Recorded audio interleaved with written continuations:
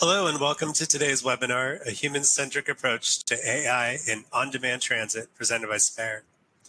I'm Alex Stroman, Executive Editor for Metro Magazine, and I'll be your moderator for today's event. I encourage you to ask questions during the webinar at any point. We will try to address them all. However, if we do not get to yours, you'll be contacted by email with a response after the event. I'm joined today by our speaker, Josh Andrews, COO and co-founder of Spare. Josh, thanks for being here. Do you want to give a little background about yourself and kick us off? For sure. Thanks so much, Alex. And it's great to be here. My name is Josh Andrews. I'm one of the co-founders at Spare. And for those that don't know, Spare is a software company that has launched now over 200 paratransit and microtransit services around the world. And my job at Spare is really centered around, how do we develop a product that really best meets the needs of our customers and their riders. So it's a bit about me. We can dive right into things, and I'm excited to talk a bit about AI here today, and specifically a human-centric approach to AI, which is what we're calling it here at Spare. And as many people know, AI has been making many waves recently. And a lot of our customers are curious about it. And, my family is curious about it. A lot of people are really interested in this. And at Spare, we've been doing a lot of thinking about this. For better or for worse, it is my usual nighttime reading at the moment. And so today I'm really excited to share with more people some of these learnings we've had while developing AI into our platform, and also talk just generally about how we think that the mobility industry and transit industry can approach AI going forward. So first, I do want to just step back a little bit and talk about, why is this even relevant? Why is AI relevant to the transit industry at all? And I think it really comes down to the problem that we're trying to solve, and that the problem is in existence today in the way that we get around. Right now we have many places with packed streets, lots of traffic, big dependence on single occupancy vehicles that aren't, available for many people. For instance, those with disabilities or those that are on lower incomes. And this all results in cities that often are not designed for humans, but rather for cars. And we really think this is not the ideal state, and something that we here at Spare would like to solve. And I know a lot of people in this room probably as well would love to work on this, and are currently tackling this problem as we speak. So our mission really at Spare is to solve this with mobility services. And we often say at Spare to unlock the potential that we think mobility services have for the world. And the reason that we believe this is because we think these services provide freedom. Fundamentally, when I get asked about what does mobility provide, I often say it provides freedom. It enables you to do what you want, live the life you want to live. And we also see so many other big impacts and benefits to shared mobility. I know I'm probably preaching to the choir here, but it drives social equity and inclusion, making transit more accessible regardless of your income or if you have a disability. Enables economic opportunities and improves health and well-being. It's just the list goes on. We often measure the impacts here at Spare, and it's always mind-blowing at the end of the year when we put that together to see what is actually possible with these services. But we think that this vision is really important. But the big question that we often get, and it's a good one, is, well, how do we actually get to a point where mobility services can effectively actually impact the world the way that we want them to be impacted? And we really think it comes down to kind of this simple, North Star that we have here at Spare, which is to really make shared mobility services, really great experiences for riders. So, something that riders turn to and they want to use, and also to make them cost effective. And ideally, both of these things should be, more convenient, more cost effective than owning or using a car. And so we don't think that until we solve this, I think that we're still going to have some of these challenges within the mobility landscape, which kind of gets me to technology, the changes that we're seeing today. And we really think this is where technology comes into play. We think there's a really important role here. And then what our job as a technology company is at Spare is to really help, play that role and enable people that are trying to launch these services to actually, make these services effectively, better than a car. And so we've seen actually a lot of technology kind of enablement over the years. And there's kind of this, why now question, especially when it comes to AI, there's this big kind of question about, why are we doing this now? Like, why did it come out of nowhere? And I think that understanding kind of the why now with AI, it's important to actually look at where technology has come from, even over the last 50 years or so. And the convenience and the affordability and a lot of the advancements that we have today are actually the result of many, many years of advancements in technology. And so we have this nice little chart here of it started with semiconductors that moved to more systems like Apple and Microsoft, that moved to the internet, which connected all this together, and is kind of more recently moved to apps and mobile, and actually connecting, enabling transit agencies to connect with riders directly over devices that they have on them. It's really kind of a change in the way that I think mobility is being served now than it was even 15, 20 years ago. The exciting thing is, this last point here is the 2000s, and the real question is, well, what comes after this, and how can transit and mobility services leverage kind of the next big waves that are happening? We think that it's a good likelihood that the next wave will be AI, and so it's understanding that and understanding how we can leverage that will really be able to help transit agencies meet their riders and operators where they need to be met with this new technology. And the cool thing is actually, so just to kind of give some context, we actually are using and have been using AI today in many applications. So maybe we'll put 2010 as the time that AI really started, or 2020 as the time that AI really was brought into the fold here. But there's many actually applications today where AI is being used. So it's not entirely new. But we do see, for instance, our own software, we're able to really leverage AI to efficiently match riders to vehicles. Kind of a really difficult problem to do without AI, but when you can bring in AI and you can bring in a lot of predictions and estimations, this is actually something that many we're, like I mentioned, over a couple hundred cities, like it's already being done today, which is really cool. But I think that that's probably not what most people are interested in. I think that the more interesting thing is, well, what changed recently? And I think there's been a tipping point in the last couple of years with what's called generative AI. And so AI has been around for many years, but within the last 2 years, we really hit this tipping point. And so if you're not familiar with generative AI, it's a branch of AI that specializes in creating new content, such as text or images or even music in some cases. And it generates this in response to human inputs. And it kind of mimics the human creativity and interaction, and is able to do that in a really convincing way. And I'm sure many people here have tried, services like Siri or Google Assistant or things like that are just not very, those are kind of the pre-generative AI days. And I think now we're seeing that moving from more of like an unnatural sounding and maybe not as useful and maybe making a lot of mistakes type of AI to something that's actually really natural sounding and very useful and makes far fewer mistakes. It's actually useful for our day-to-day use. And so this is kind of the tipping point that we're starting to see. And when we're looking at the technology use cases here, this is a big part of it. And so we kind of look at this tipping point and we're like, oh, this is something that's really important for us to figure out how to solve. And I think it's really important for agencies as well and mobility service providers to think about how can we leverage this technology to really improve the services that we provide and take advantage of this new tipping point that we have in AI. And so our philosophy, and we've thought about kind of how we can approach this, and the way that we've landed on this is really to look at taking AI as a human-centric taking a human-centric approach to the way that we bring AI to people. And specifically, not necessarily changing everything. I think it's important to make incremental steps when introducing any new technology, but really meeting people where they're at, looking at the existing processes that are at play today, and introducing AI to those processes and making them more efficient for everybody using the services. And so there's a few ways that we are seeing this happening now, and I can go into to that. But the first one here is using AI to help staff. So your own staff members within an organization. So for instance, dispatchers or schedulers or reservationists or anybody that's really kind of doing the day-to-day work and helping them through what we're calling co-pilots or smart assistants. So essentially having AI as like your companion as you're doing your day-to-day work.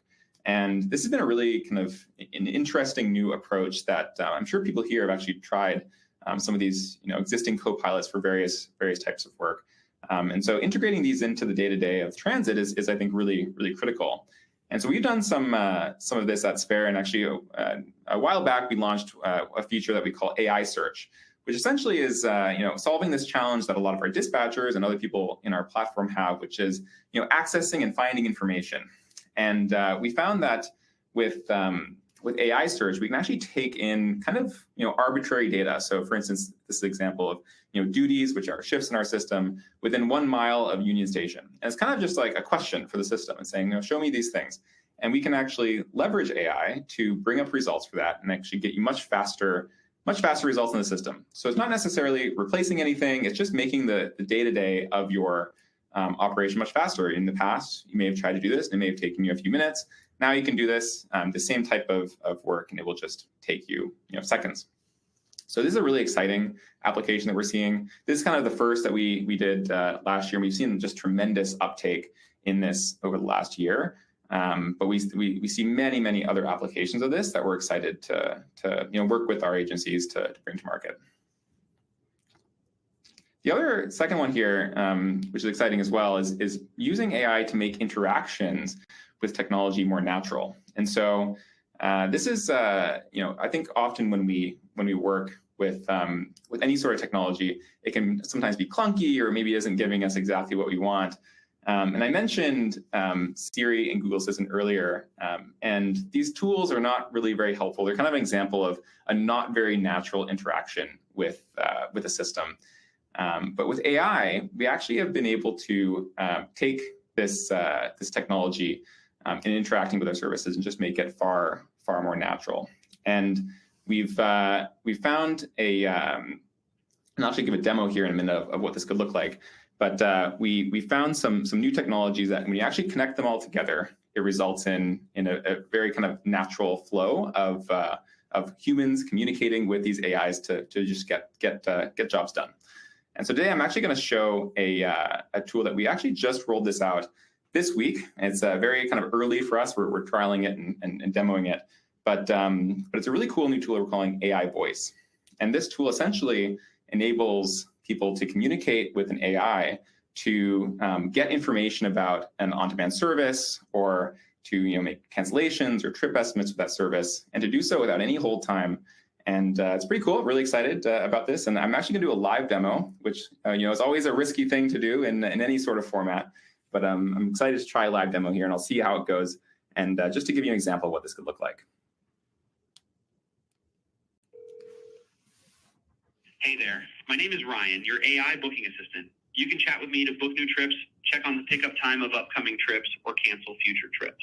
What can I help you with today? Hey, Ryan. I'm just wondering when my next trip is.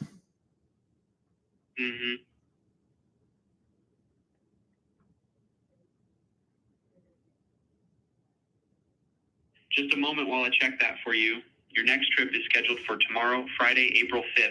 You'll be picked up from 815 West Hastings Street at 9 o'clock a.m. and dropped off at McDonald's on Main Street around 9:06 a.m. Anything else I can assist you with? Hey, I actually don't need to eat any burgers tomorrow anymore, so can you cancel that ride for me? Sure thing. Let me pull up your upcoming trips. Okay, I'm canceling that trip for you now. Okay, I've canceled the trip for you. Do you need help with anything else today? Nope, that's all. Thank you. So that's just one example of how this can be done. And it's kind of a different approach to using AI, but definitely a way that we see a big opportunity to essentially kind of close the gap between AI and the interaction that people have with it. And we're not necessarily changing too much, right? It's very common for, especially in our services, for people to call in and ask for help for things. And we solve this in many ways, using apps and other things, but this is just another way that we can kind of meet the riders where they're at and leverage AI to actually do that. So it's pretty cool, and definitely something that I can see being moved into more and more parts of the general transit ecosystem. So another one here where I think is kind of an interesting way to to leverage AI to make the experience better is actually in data input. And so obviously there's a lot of data that mobility service providers collect and need to manage. The cool thing is that actually with a lot of these later advancements in AI, there's this new concept around called multimodal AI, which essentially is not just text, but also taking in images, which is kind of a new concept for a lot of folks. And the cool thing you can do with this is you can actually digitize, paper types of content like paper forms, and you can actually digitize this and bring it into something that is in a system, just like Spare. And so we've actually rolled out this feature called AI Scan, which leverages these multimodal models to essentially pull in this data and help people continue to submit paper. We're not going to get rid of paper, I don't think, in the next few years, but we can continue to use this paper and just more easily get that data input into the system. And we actually tried this before the generative AI days. And we had a hard time. The system was not quite there, and it was kind of difficult to get accuracy. But with these new AI models, we're actually able to get much higher accuracy and reading in terms of reading handwriting and other things, but also give people like a confidence score. Like you can see here, we have high and medium confidence, which is something that's just much harder to do previous to this.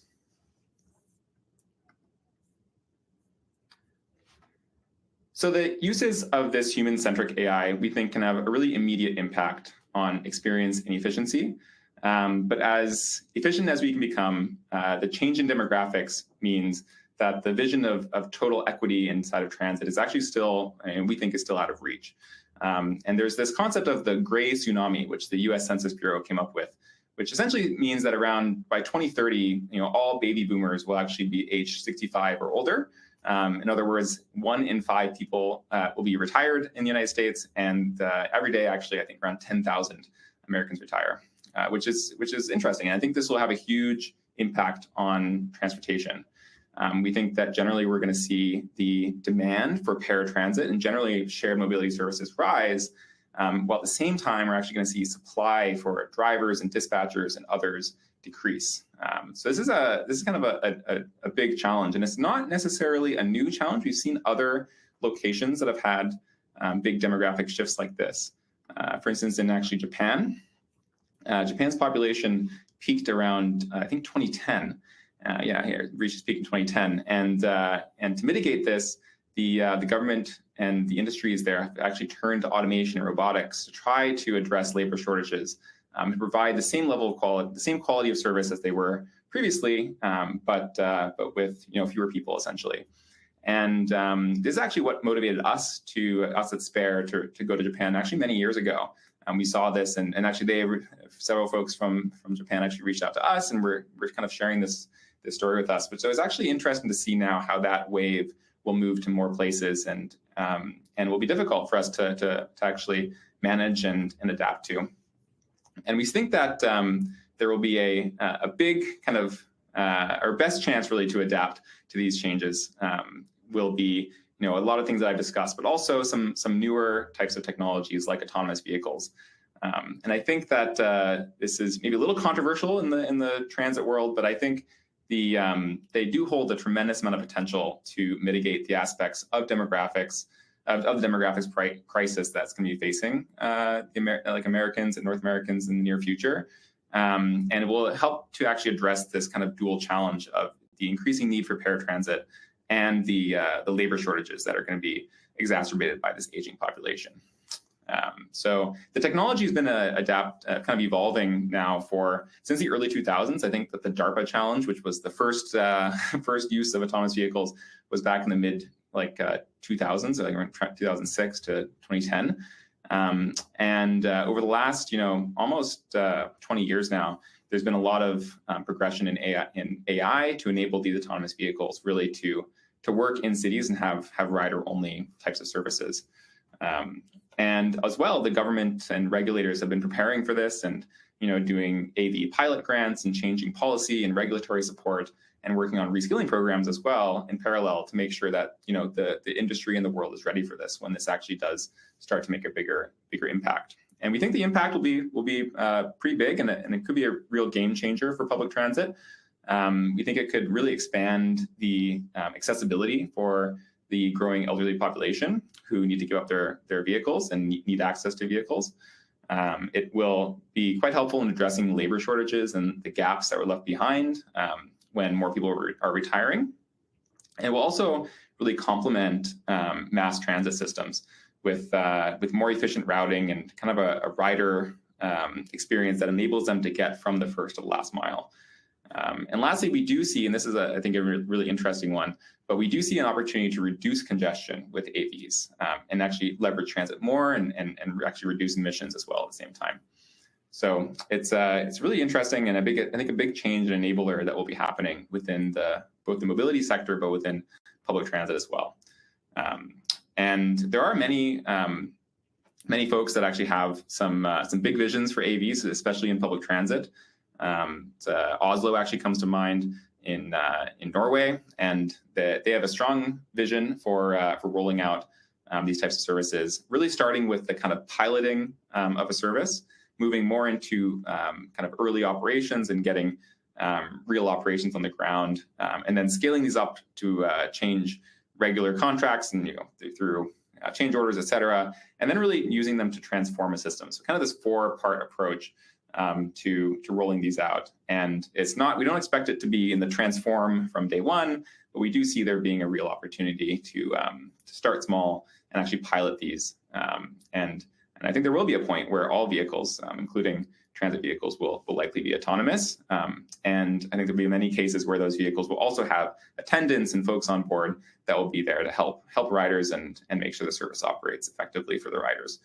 And actually, I'm in Vancouver right now, where we actually have a fully autonomous train system already. So it's not completely unheard of, and I think there's a lot of work that's been done here for also many years around autonomous vehicles. We're going to see some changes, I think, for where those vehicles are.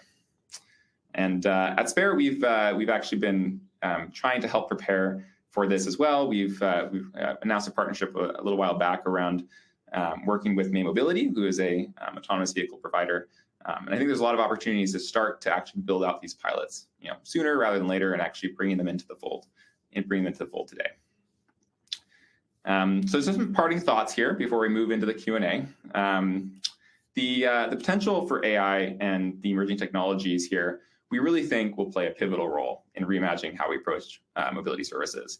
And we think that with AI, we really can overcome these traditional barriers that we're seeing of cost and accessibility that have slowed down some of the progress that we can make. And we think that AI really has the potential to close the gap in our mission, at least, and I think the mission of many transit agencies for providing equitable transit to everyone. And I think it's critically important that software companies like Spare, but also transit agencies and government regulators and communities, we should be collaborating together to figure out what does this look like in the future, and through public-private partnerships and supporting policy and regulation changes, but also working with communities and understanding how riders and the folks that are operating these services on a day-to-day basis will actually be impacted by these things. So it's really exciting for us, but I think that together we have a real chance of reaching some really important milestones for transit here in the not too distant future with a lot of these technical advancements. So that's kind of my closing thoughts, and really thank everybody for being here. And I'm happy to jump now into a Q&A with Alex. Great, thanks, Josh. Great presentation. Just to remind everybody, there's time to submit your questions to be answered. And Josh, I wanted to just start with kind of what I think is the obvious question, is kind of the hurdle of educating public transit and other stakeholders of AI. I think you touched on it in your presentation. We think of it solely almost in one way right now. How do you go about kind of teaching them the difference between kind of the popular AI, so to speak, and kind of like the reality of what this solution brings and how it benefits transit? Yeah, no, absolutely. And I think that conversations like this are really key to, at least starting the conversation around what does this look like in an application. But definitely it's hard. And I think adoption of new technology in any form is hard, and something that we faced for many years. Just, how can we effectively help others adopt technology that's new and might not be completely ready for prime time yet. But I think that we often do is we work with a lot of agencies to kind of both on the education side, but also working out like what are the outcomes, what are the changes that could happen for the communities and the riders especially, that could be possible with these. And I think that when you really focus on the change in outcomes, it's really helpful. It's kind of a good way to center a lot of these conversations, especially because a lot of these will require changing processes and technology always requires some change in process in some form. So I think the outcomes are really more important than the change in process. And I think just centering in on that and working with our partners and agencies in the industry as well, working together to understand what those new outcomes could be, I think is kind of the start to the conversation, at least. Great. And you've spoken about your mission of achieving equal access to transportation through shared mobility.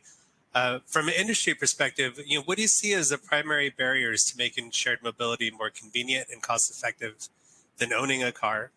And how is the on-demand transit sector addressing these challenges? Yeah, absolutely.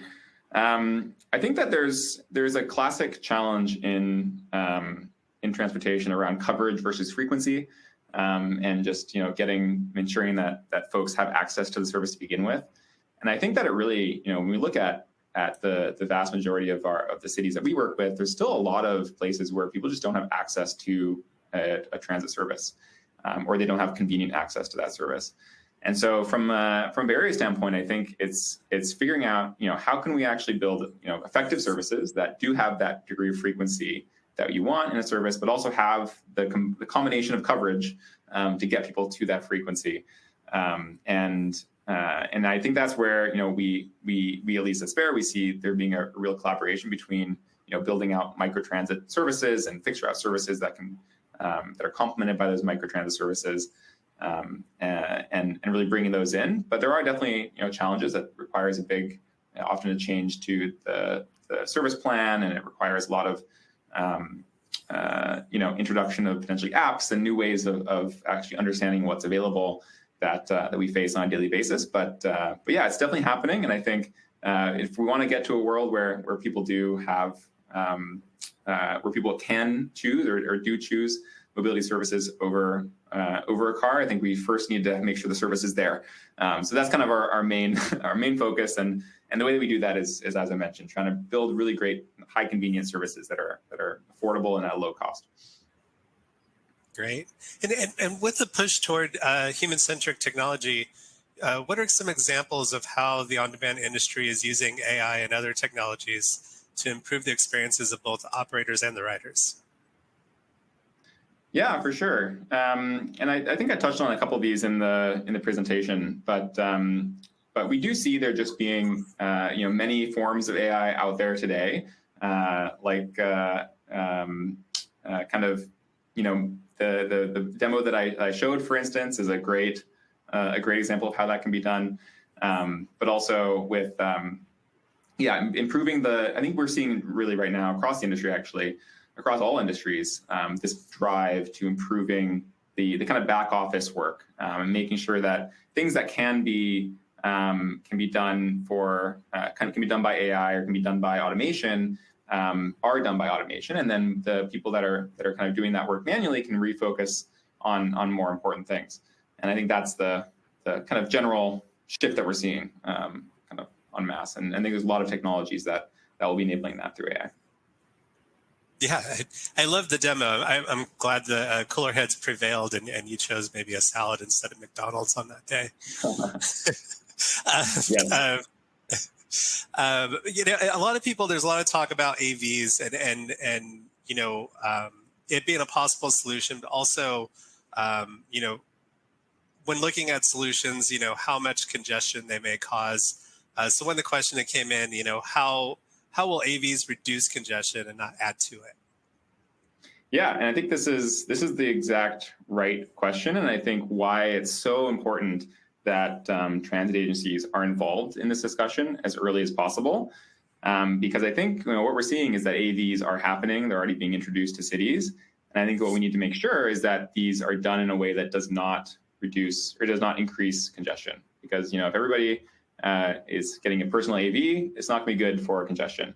But what we've seen is that public transit can play a really key role in reducing congestion and actually, getting more people on a single vehicle. I think it really just comes down to, making sure that when the autonomous vehicles are there, that they are being shared, and that there's either regulation or support from an agency or work between the different companies that are involved to enable those as shared options. And I think it's just really important that we get ahead of that as an industry and make sure that they don't lead to a worse outcome, because it's probably one of my biggest fears, to be honest, is that we end up in an outcome that's not ideal. And I think that's completely avoidable, but we need to be having these conversations now around how we can avoid that and how we can work with these providers to do it. I mean, I noted this actually in my talk, but in Vancouver here we have an autonomous system that's in production with the SkyTrain here, and it is fully automated service. That is a great example of how a city can do that. And so I think there's many other examples of that now, but I think it does require that involvement early on in the process. Yeah. Great, thank you.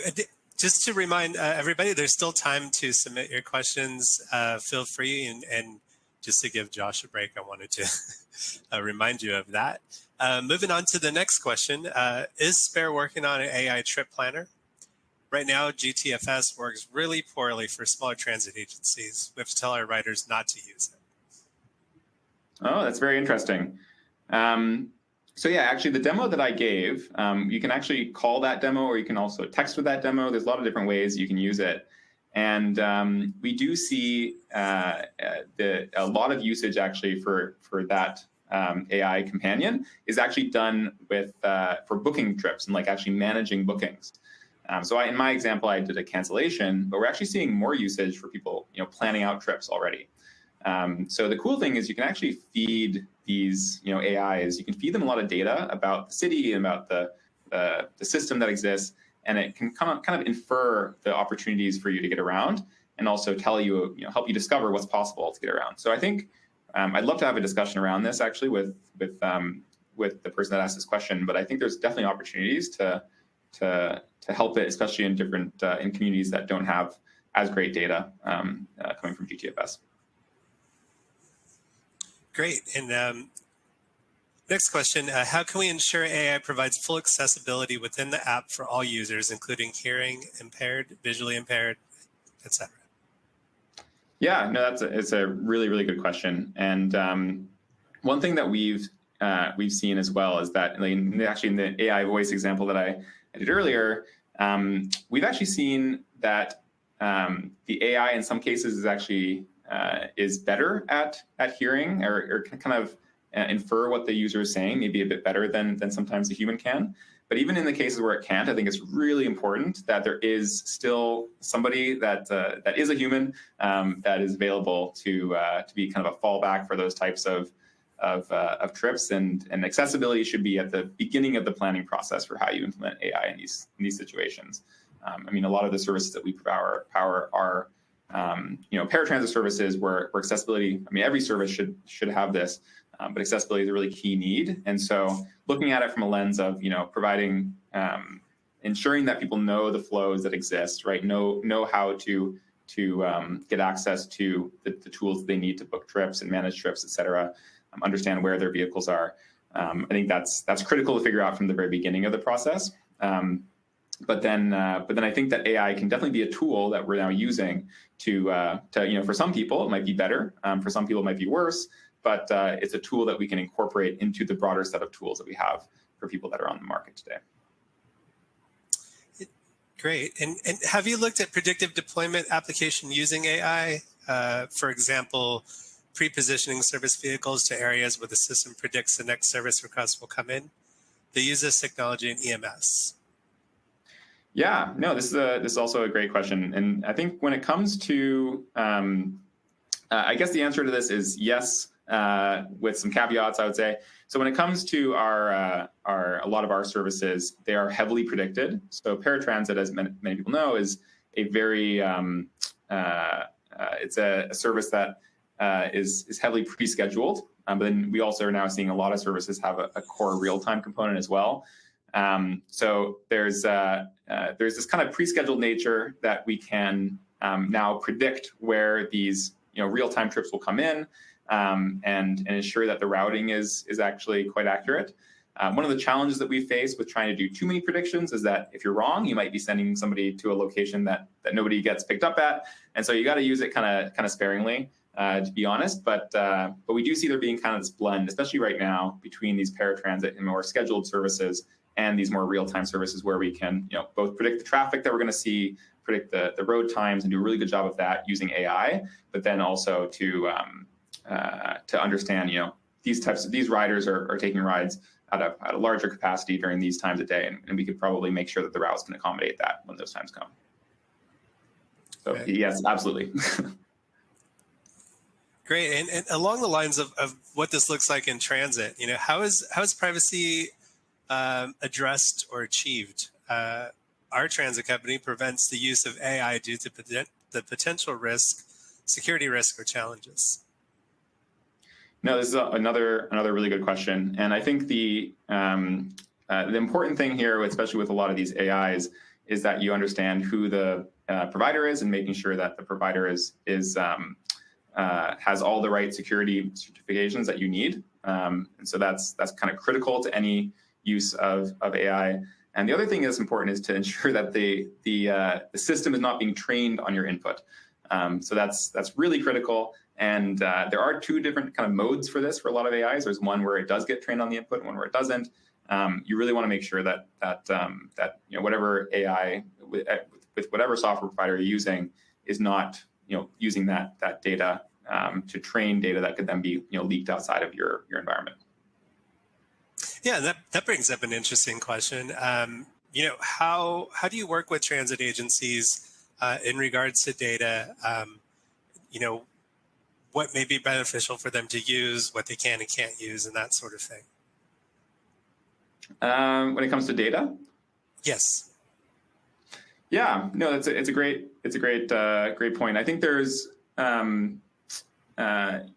think with the different models that exist out there, there's you have a few different options essentially to choose from.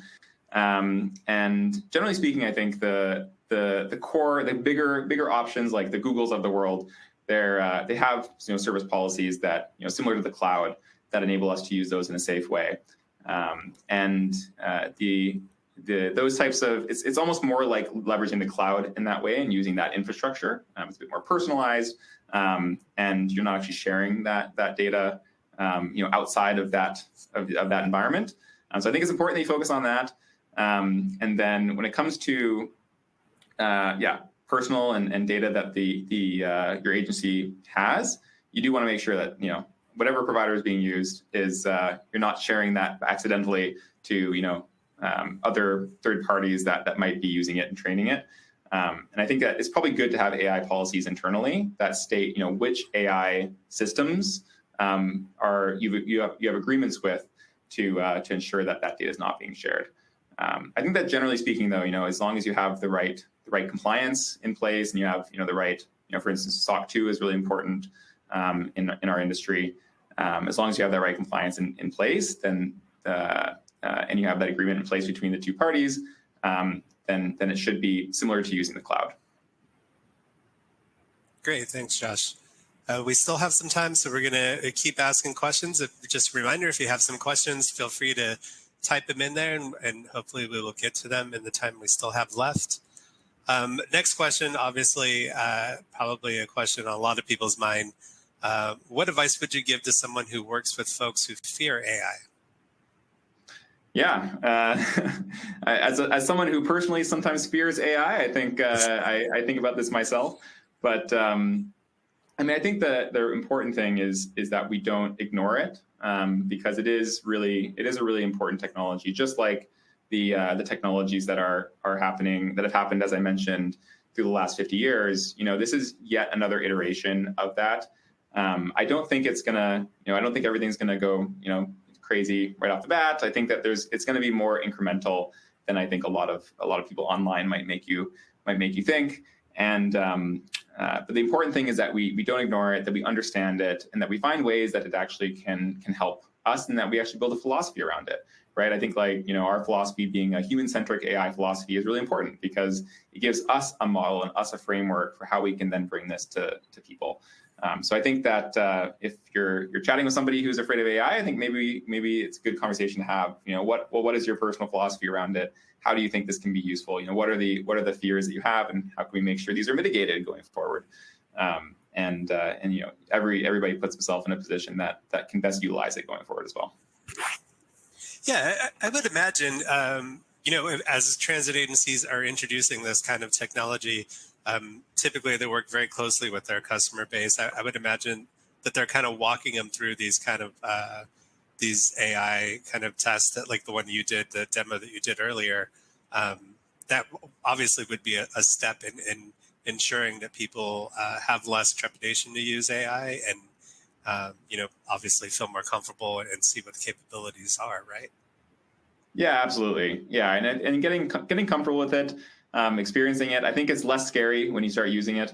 I think is a big piece as well, as you're saying, and you actually start incorporating it into your day to day. I think that's been.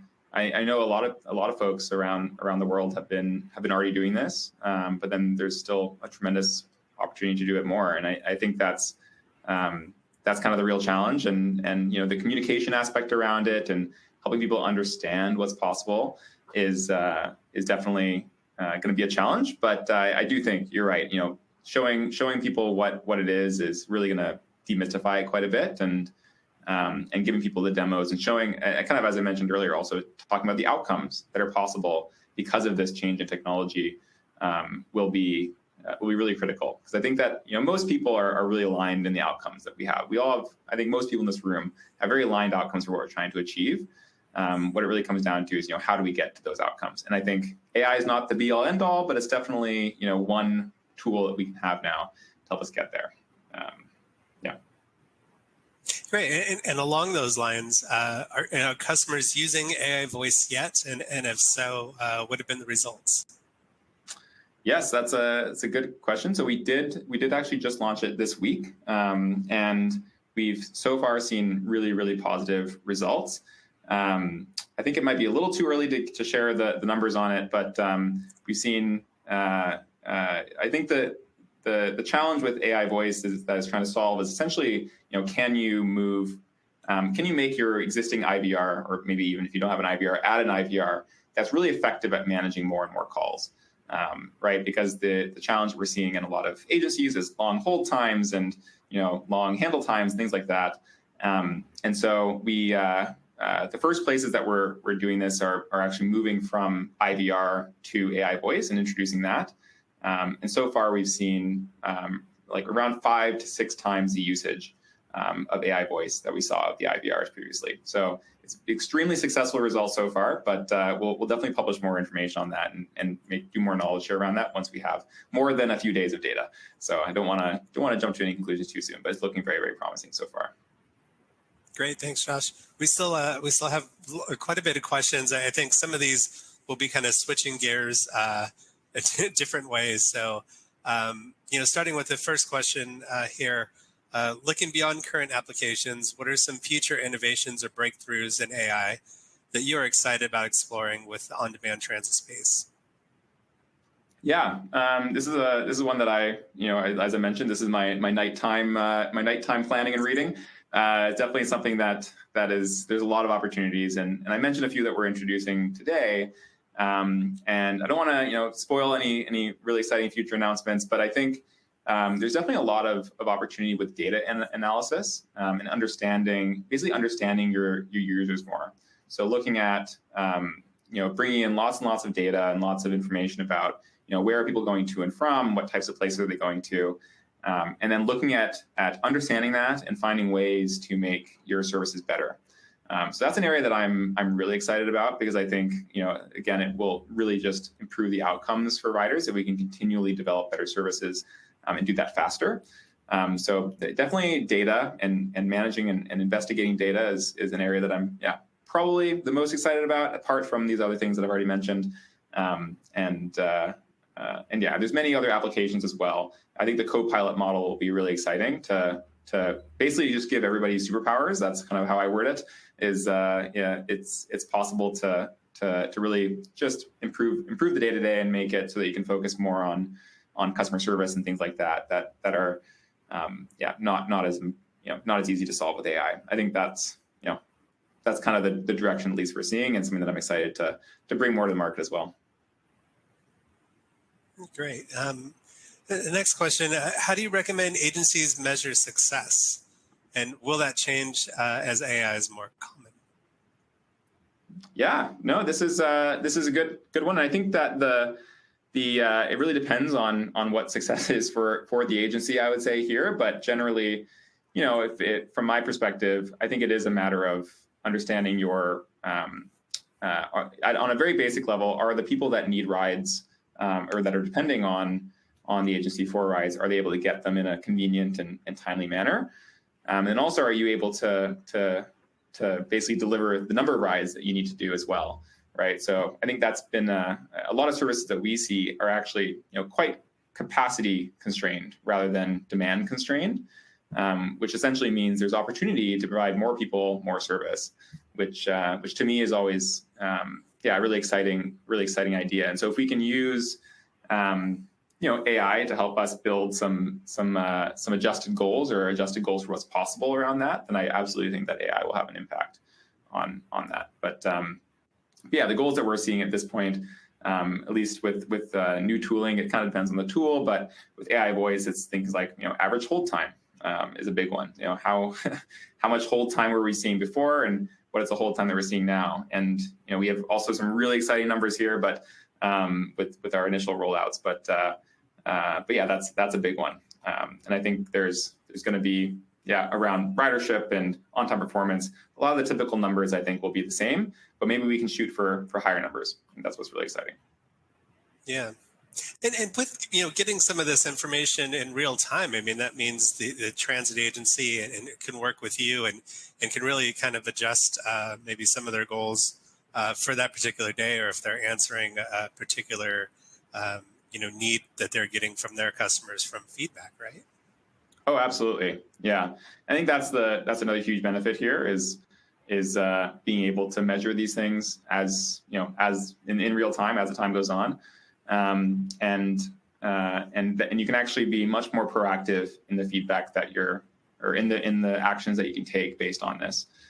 You can in some cases look a little bit into the future, especially with the kind of data analysis piece that I mentioned. But you can also very much more quickly respond to the feedback of riders.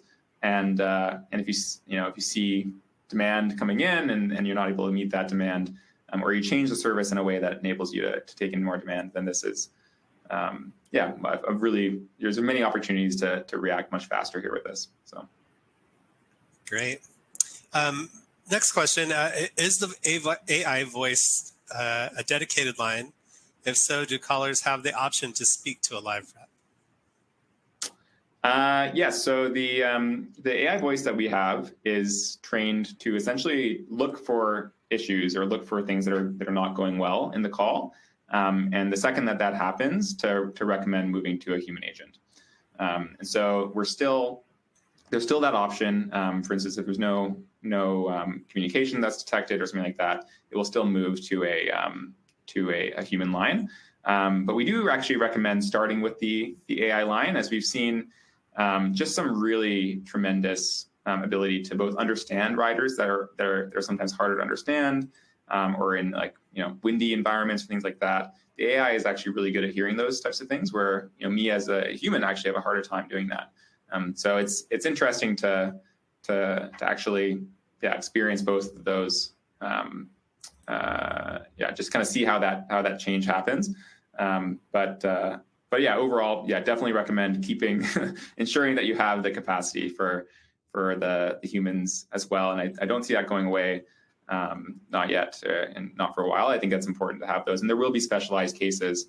I think in the AV case, in the call center case, there will be many cases that will require the human touch, and I think that's really what we're trying to enable. Is I think that a lot of the time that human touch is actually too busy doing things that unfortunately the AI could do, and now we can actually enable those people to do do the important stuff that really provides customer service and a better customer experience.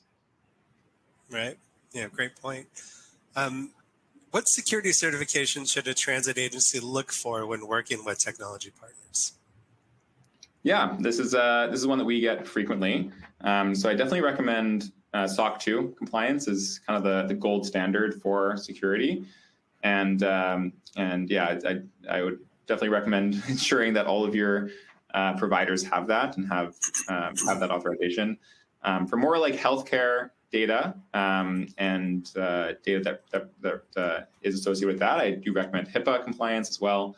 That's on the it's a bit of a different way of measuring it for a company, but companies like Spare do go through HIPAA certifications every single year. So it's important as well to make sure that the providers that you're using have those. And I think that for all the technology that's being used, those are kind of the two that I would, depending on the data you're handling, the two that I would start with. Great, thanks. And Josh, this has been a great conversation. I just want to remind the audience one last time, we have about 7 or so minutes. So if you have some questions, feel free to get them in. Keep moving on to the next question. Are there any other upcoming Gen AI feature, both on the rider and public agency side? For example, on the transit agency side, any plan for using Gen AI to interpret the predictions and the planning of microtransit networks? Yeah, that's it's kind of a cool question. I think we have a lot of different ways that we're actually tackling this today.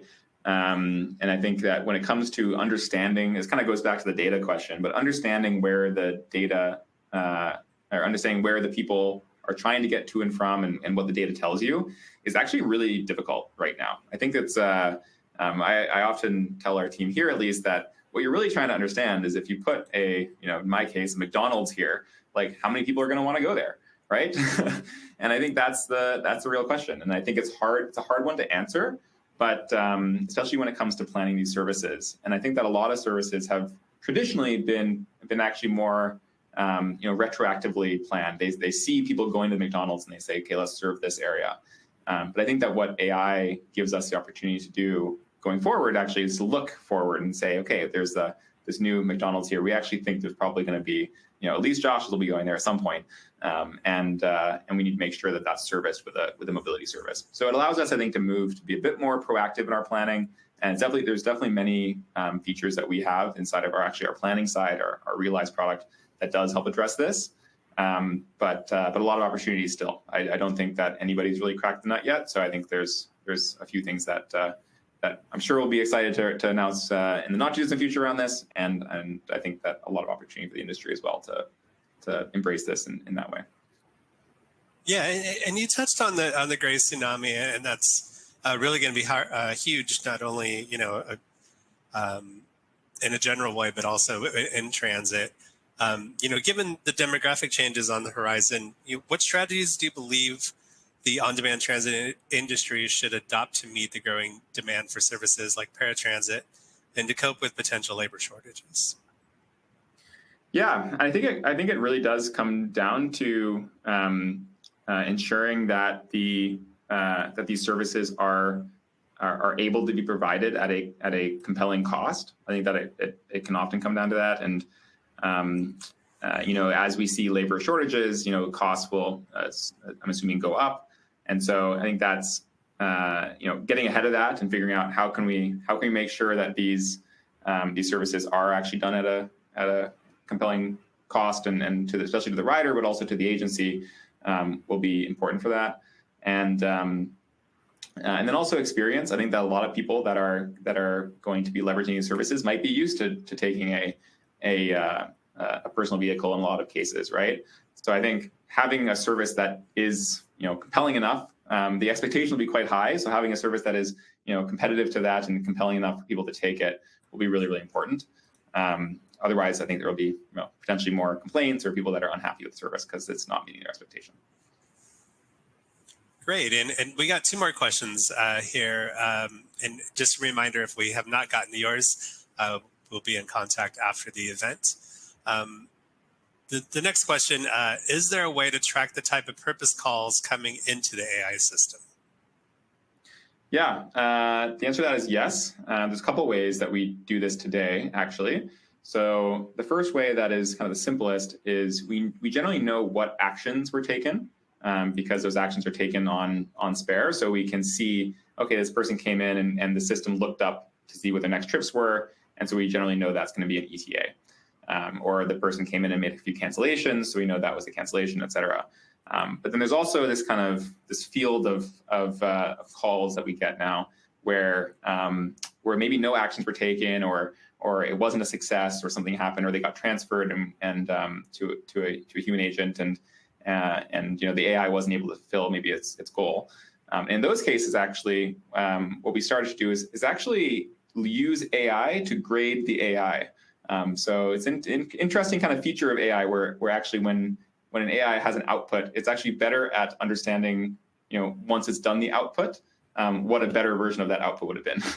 So it's kind of a weird kind of nuance to the way AI is, but yeah, definitely something that we're doing as well, and I think that's an ability for us to classify with a little bit less accuracy because obviously you're having an AI do it, but it's a way that we can classify calls that are a bit more ambiguous in their nature and may not have gone down like a very strict path. And so we started doing this, and I think it's a kind of a cool way to getting the AI to grade the AI as well. We've also had the AIs talk to each other. I could probably go on for a while about how cool that can be, but yeah, you can also test the AIs with other AIs, and you get into this weird AI loop, which is kind of fun. Great, and the last question is a good question to end on. What are you most excited about in transit tech? Are you worried about this tech being impeded by too much regulation? I'm generally very excited about the opportunities for public transit and what's possible to do in public transit.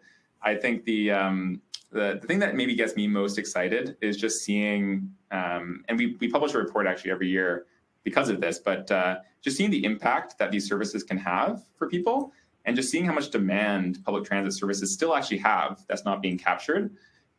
So for me, the most exciting thing is just really core to our mission is really unlocking that potential that these services have and getting more people to leverage these services and ultimately just improving people's lives with them. I think that's the most exciting. I think it's the confluence of all these technologies that really enables us to do that. And what's most exciting for me personally. And I think that regulation definitely has a key part in this, right? And I think I think the challenge is maybe communicating how a lot of this new technology is being used to the regulators and ensuring that communication exists first off, but also that the outcomes are that the outcomes are studied and that people understand that this is actually now possible and that we can reach more people, et cetera. So I think that there's definitely a big regulation piece here to play, and not an easy one, but one that I think it's worth working through, and if we can successfully obviously get there and work through all these regulative changes that I'm sure will be needed over the next few years, I think the opportunities are really, really huge for transit. And I think on the flip side, it's actually risky for us not to work through those because these technologies are coming, right? They're not. I think it's not a matter of us controlling when they arrive. I think it's us really making sure that we can embrace them. And so if we can't embrace them, then I think it's going to be not an ideal outcome for cities or for people or for people that really need these services. So I'm very passionate about making sure that outcome is the right outcome, and I'm willing to work with anybody that's trying to work through that with either regulators or with in any way possible. Happy to walk you through that. Great, thanks, Joshua. We had a couple of questions asking if you're AI generated, and I guess we can just let the people know that you are in fact human, right? My friends sometimes do think I'm an AI, but I can assure you I am not. I am a human, at least right now. Great, thanks for the knowledgeable session. We really appreciate it. That's all the time we have for today, but for anyone who asked a question that wasn't answered, we'll be following up via email to answer your questions individually. We hope that you enjoyed today's webinar. I want to again thank Josh Andrews and Spare for today's presentation. I also want to mention that this webinar will be available on demand on the Metro Magazine website at www.metro.ca/webinar. www.metro-magazine.com/webinars. Thank you all and have a great day. Thanks, everyone. Thanks, Alex. Thanks, Josh.